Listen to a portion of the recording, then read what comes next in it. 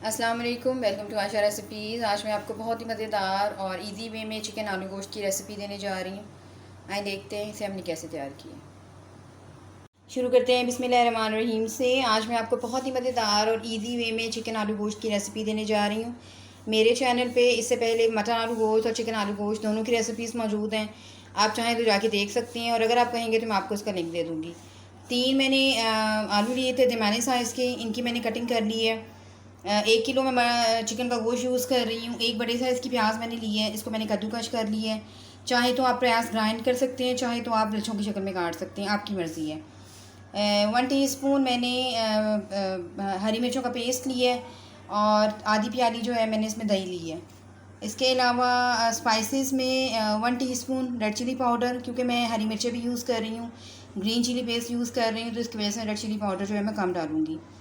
1 teaspoon नमक जाएगा, 1 teaspoon इसमें साबुत ज़ीरा यूज़ कर रही हूँ, और 1 टेबलस्पून इसमें भुना कुटा धनिया जाएगा।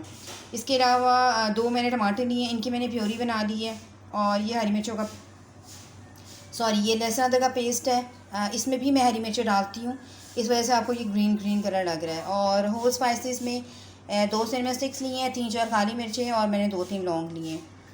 तो आइए शुरू करते हैं अपनी रेसिपी। मैं कुकिंग ऑयल में बना रही हूँ, आप चाहें तो घी यूज़ करें, जिसमें मर्ज़ी बना सकते हैं।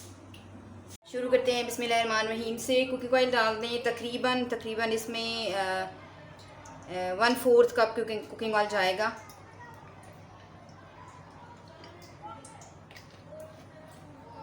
सबसे पहले मैं इसमें प्याज डालूँगी, उसके बाद बाकी चीज़ें।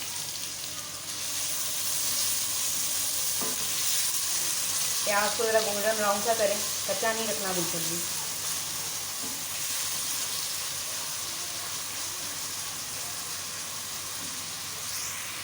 प्याज गोल्डन ब्राउन सा हो गया, शुरू हो गए हैं। साथ ही इसमें लहसुन अदरक का पेस्ट डाल दें,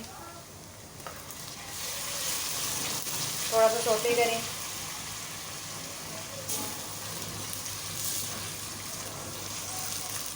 जो होल स्पाइसेस लिए हैं हमने, सिनेमन स्टिक्स, 2-3 काली मिर्ची और 2-3 लौंग, ये डाल दें। साथ ही थोड़ा सा इसको फ्राई करें, थोड़ा सा यानी कि भुनाई करें। अब चिकन डाल दें।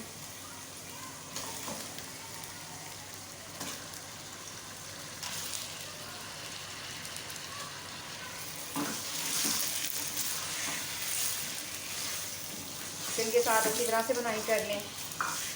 इतनी भुनाई आपने चिकन की करनी है कि जो चिकन का कलर है वो थोड़ा चेंज हो जाए।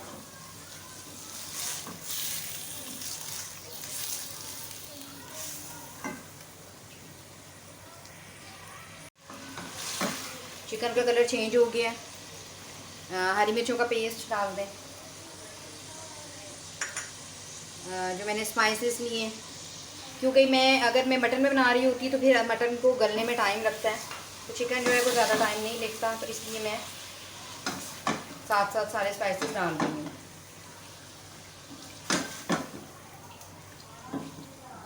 अब इसमें जो हमने दही लिया है वो भी डाल दें। कोई फ़र्क नहीं पड़ता दही आप एंड पे डालें या शुरू में डालें। एक तो आपकी दही जो है वो मीठी होनी चाहिए, और दूसरे ज़्यादा पुरानी नहीं होनी चाहिए।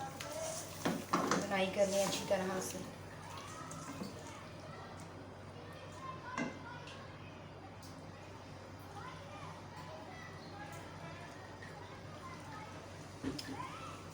चिकन पकना शुरू हो गया है, साथ ही मैं इसमें टमाटर भी डाल दूँगी, और लिड दे दूँगी तकरीबन 10 मिनट के लिए।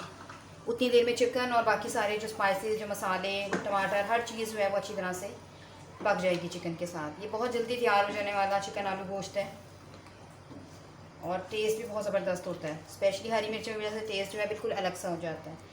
इसको मैं लिड दे देती हूँ 10 मिनट या 12 मिनट के लिए, उसके बाद इसको देखते हैं। मसाला जो है वो काफ़ी हद तक पानी ड्राई हो गया, आप देख सकते हैं।